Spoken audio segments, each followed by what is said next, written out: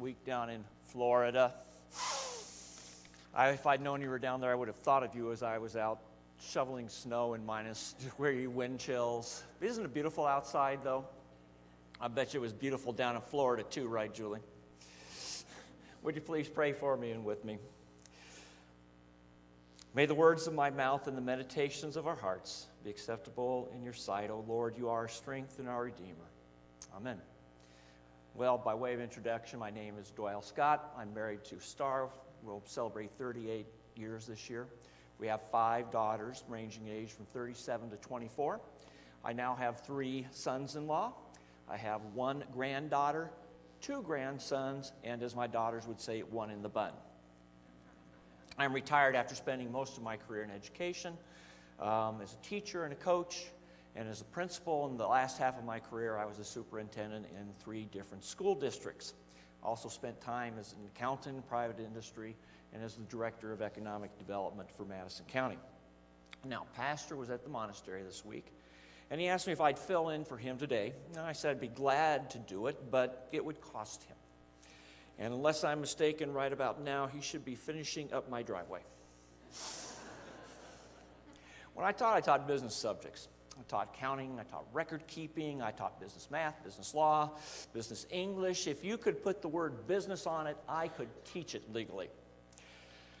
One of the things I didn't teach was business shop, and I have evidence that I never was in the shop because I have all 10 of my fingers to this day.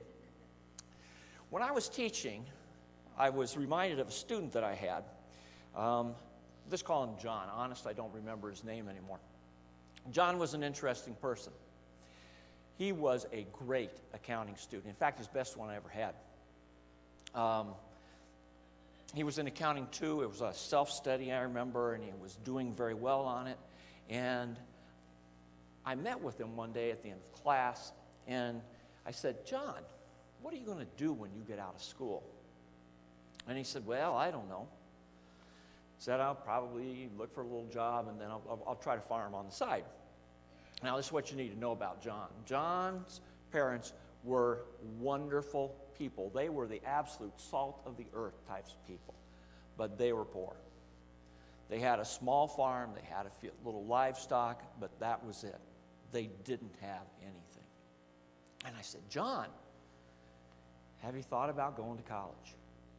Let me tell you, John, I think if you would apply yourself, you'd go to college, you could be one of the top kids in accounting in that thing. You would have businesses all over this country being interested in you. You could fly any place you wanted to because they would fly you there. They would offer you big bucks.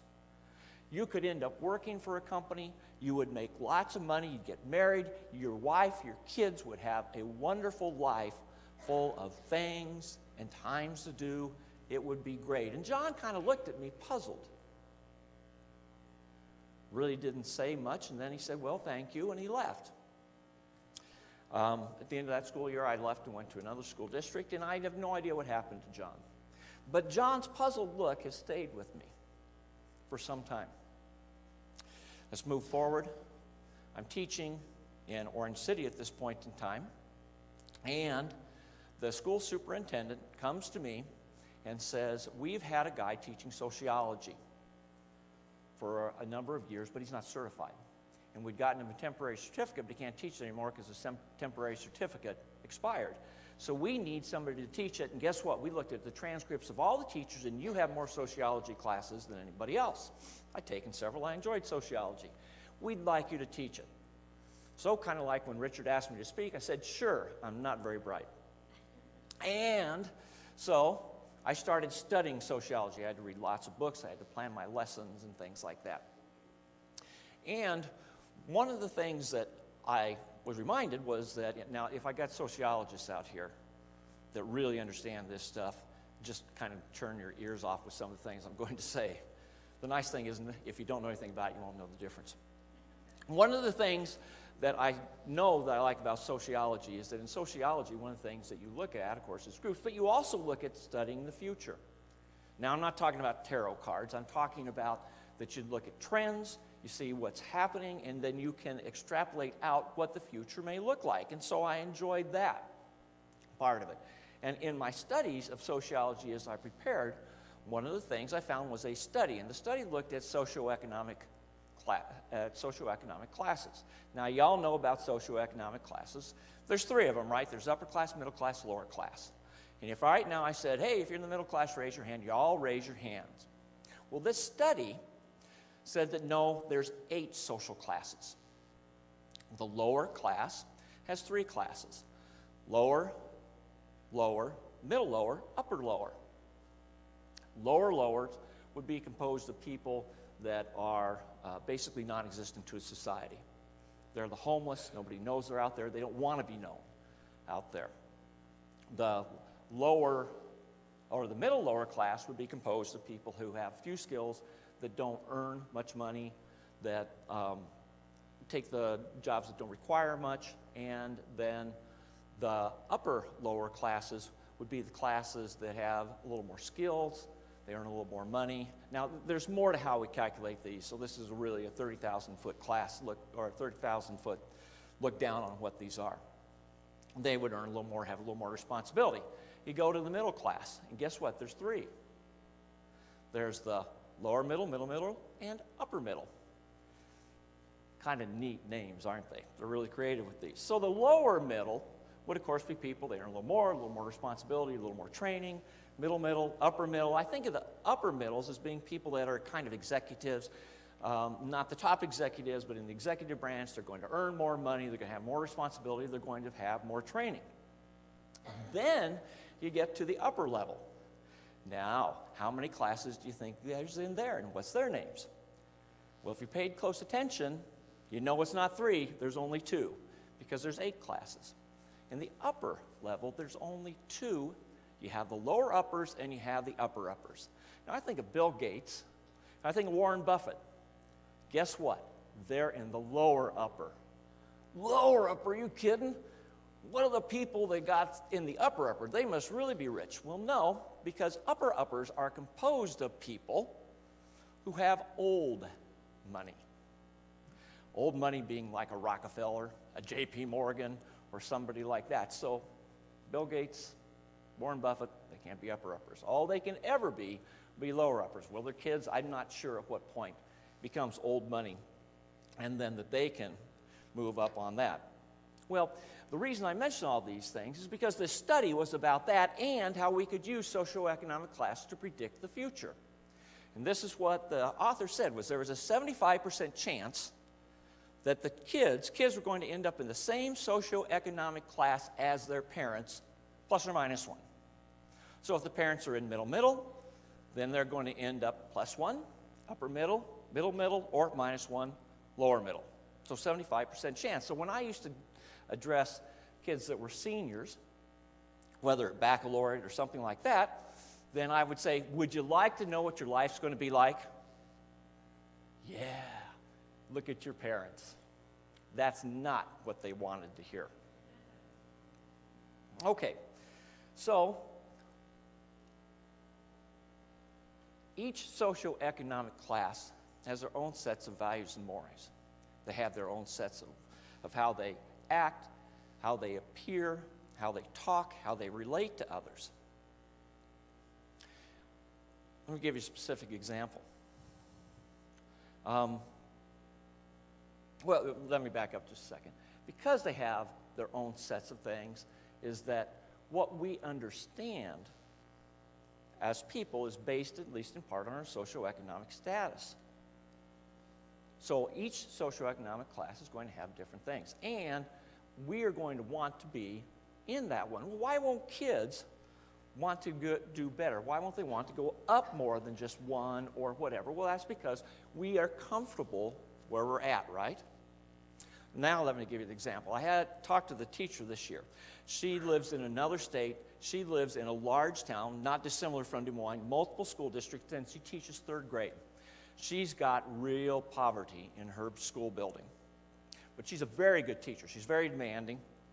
And she was visiting with her class one day, and she was talking to the girls, and she said to the girls, "What do you want to do when you get out of school?" And several of them said, "I want to be like my mom." and sit at home all day and watch TV?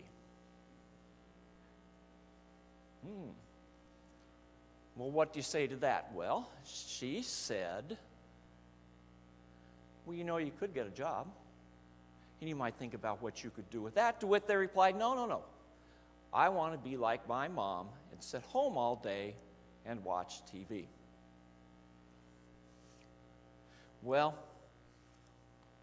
our first reaction is, well, why don't they want to improve themselves like we want to improve ourselves? I mean, I bet you everybody in here would like to move up in social class. Well, certainly in money, but you want to be in a different social class with different values. Well, no, I want, right now in Florida is a group of people who are sitting around a table.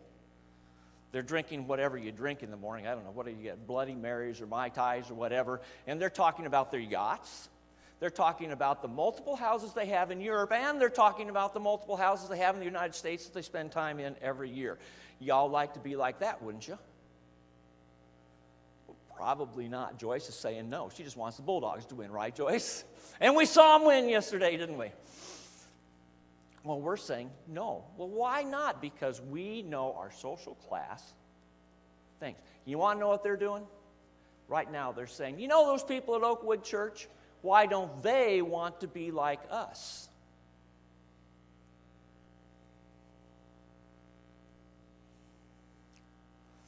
I have met with some of the most powerful people in the state. I've talked one-on-one with all of our congressional people, with the governor, with people like that. I'll tell you what, I'm not comfortable with those people. The reason is because I don't know how to act and behave with them the way that they are. They're very nice people. It's always fun to do so. But I'm not comfortable. In fact, I know another guy, friend of mine, who is one of those who's gone up in social class. He was raised in a very difficult situation. He's moved himself up. He's gone up at least 2, if not 3 social classes. And he tells me, he says, I'm not very comfortable with people in the same social class that I am. So I'm much more comfortable when I'm back with my old friends because I know better how to act and how to do things. Well, how does that change? Or how do we really know that? Does it really work that way? I once heard a speaker.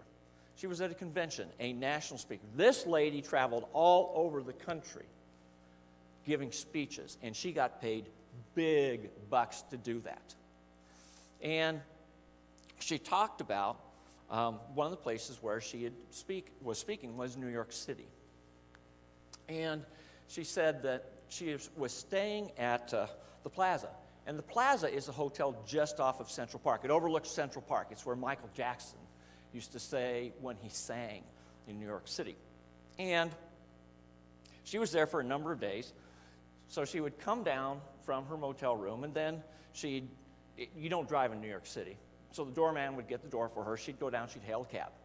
Then she'd go to her thing, she'd come back. And that went on for a couple days, and then she noticed something kind of funny. What she noticed was that she would come down and she'd go hail her cab, but the doorman, for other people, not everybody, but for some people, would open the door, then he would go down and hail the cab. So she started looking at him, and she says, well, what's the difference? Why is he doing it for them, but not for me? Well, she finally figured out it's because the doorman could look at those people and knew that they had bucks. They had the money. So he was doing that for them, and he was looking at her and thinking she doesn't have it, so he didn't do it for her. She says, I had probably more money than any of those people, so what was it about them that wasn't about me? And she said, I looked at them, and I figured it's just the way they look and act. It's the things that I don't understand. It's the jewelry they wear, it's how they wear it, it's the clothes they wear, it's how they wear it, it's how they act. All of those things go in there so that they could understand, or that doorman could understand, that they were from a much higher social class than was her. Well, you don't do that, right? Well, if you're like me, you go to Adventureland, and you kind of look around. You go to the mall, you kind of look around, and you see people, and you kind of draw conclusions about them. You can kind of tell at some level where people are in terms of their socioeconomic class, or so we think we can. Well, why do we talk about this? Because we have been asked to invite people to church. Now, why is that important? Well, first off, we have to understand that attendance at church nationally is going down. When we talk about mainline churches, of which this is one, they're really not even mainline churches anymore because attendance has got down. And if you're in an organization, you have one of two things that's going to happen in the organization. You're either going to get better or you're going to get worse. There is no staying the same. I have to check my notes, see where I'm at. When we invite people, we can invite people, of course, that are churched. Some of them are looking for places to go. Some of them aren't happy where they're at. Some of them haven't attended for a while. And those people can come and they can fit right in. But I think we have a bigger responsibility, and that is to try to find those people that are unchurched. But the problem is, when we find those people and we invite them here, then what we do is we find that they don't understand what it is that we're doing and how we do it. We have certain values and mores and ways of acting here that if you're not a member of a church before, you're not going to understand. Okay, for example, we come in, we sing. What do? We stand up.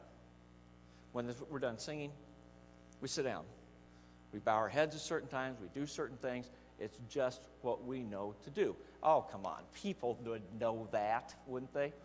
I would postulate that if any of us would go to a synagogue, we wouldn't understand what they were doing and would feel quite out of place. Been there, done that. If you went to a mosque, it'd be even worse. All of a sudden, they say something about the 7 pillars, and you pull out a rug, and down you go on your knees, and I don't have a clue what's going on. I'm going to feel pretty out of place in those types of situations. So when we invite those people, how is it, or what should we do? Well, because of who I am, I said, well, what was it that caused the early church to grow? And so I did some studying, and I found there's lots of theories out there, but there's one that I really liked. So you've got Jesus. Jesus starts the church. Everybody's Jewish, but they're hanging around there. And then he gets these 12 people. And all of a sudden, Jesus is gone. There's 12 people left, plus a few hangers-on. So what happens that causes the church to blossom and grow? And the guy who wrote this postulated, there were several factors, but the big thing was that the people were nice. That is, they treated everybody the same. If you were somebody that was shunned by society, they treated you well. If you had a problem, they helped you with that. If somebody didn't have food, they helped you with that. Now, not across the board, but generally that's what happened. And he goes on to postulate that what happened was people saw this and they said, I want to be associated with those people. I want to be part of that. Well, shoot, everybody knows in church to be nice, don't you? Well, I know a young lady who moved to a small town not too long ago. Now, for her, being a member of that community was extremely important. That's what she was about. So in this small town, she found, I don't know how many churches, I think there was one, might have been 2, but she found one she thought she would attend. So she goes to the church, and she walks into the church, and guess what? There's 20 or 30 people, but they're all kind of sitting down towards the front. What's that tell you right away? They're not Methodists. So they're sitting down towards the front, and she sits down in the back. They're having a conversation among themselves, and she notices that all of them have gray hair. So that tells her something about them, and they kind of turn around and notice she's there. A few of them do, but they ignore her. At some point in the service, they, do the passing of the peace or whatever it was, and a couple of them came back and shook her hand, didn't bother to introduce themselves or say anything about them, like, we're glad you're here or whatever, and then they went back down and sat together. Church service was over, she got up and left. Next week she came back. 20 or 30 people sitting down there talking among themselves, kind of acknowledge her there. She comes back for a 3rd week, she comes back for a 4th week, and then she says, I'm done. I would postulate organizations get better or worse, that's a dead church. That they're there to be a social club for the 20 to 30 that are attending church, and that they're there to continue in the church until the last one dies, and then they'll shut the lights off and that church is gone. When you had a chance to get a young person, they just simply chose to ignore. So the first thing is we need to be nice. We need to also understand that not everybody understands what it is that we're doing. Sometimes I've sat close to people that were new just so that I could help them through our service, just to kind of give them a warning. This is the point we're going to, in a little bit, we're all going to stand up and hold hands. Yeah, I know, but that's just what we do here. So it's those types of things. So what do we offer those people then, especially the unchurched? I've been watching what's happening in churches. We were down in Texas for a few weeks, and we went to a couple churches, and I noticed the same thing there that I notice here. What do we talk about every Sunday in church? Well, we talk about Jesus, but really, what are we talking about? You go to Sunday school, what do you talk about? And I would say that what we talk about, and this is the only place that I attend where this is all that we talk about. We talk about how to be a better person. We talk about how to treat each other better. We talk about how to have a relationship with Jesus and with God. But it's all about being a better person. So what do you get when you come to church? You get to learn how to be a better person. But you also get another thing. And I'm going to lump stuff together in this. You get hope. One day I went into one of the school buildings, and the secretary was there, and I said hi to her, and how are you doing today, and so on and so forth, and we had a brief conversation. I said, how'd your weekend go? She said, not good. I said, well, what's the matter? Well, somebody had died, and she was looking at their stuff, taking a look at what had happened, and the person who had died, and they said, what did they get? Well, they got one thing. There had been a motorcycle accident. They had gone to see the person that was in the hospital, and what they found was that person had that they didn't get from any other place, and that was hope. It was a hope for the future. It was a hope for what happens not only in this life, but as we go forward into the future with our death and after our death. So what do we get? We get life. We get hope.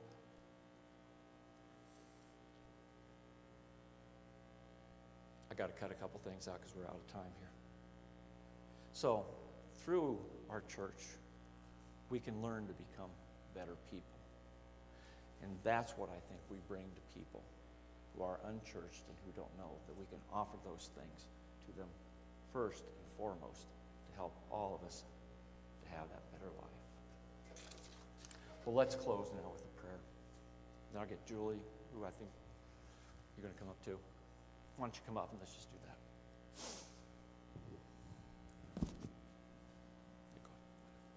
I can't get this off.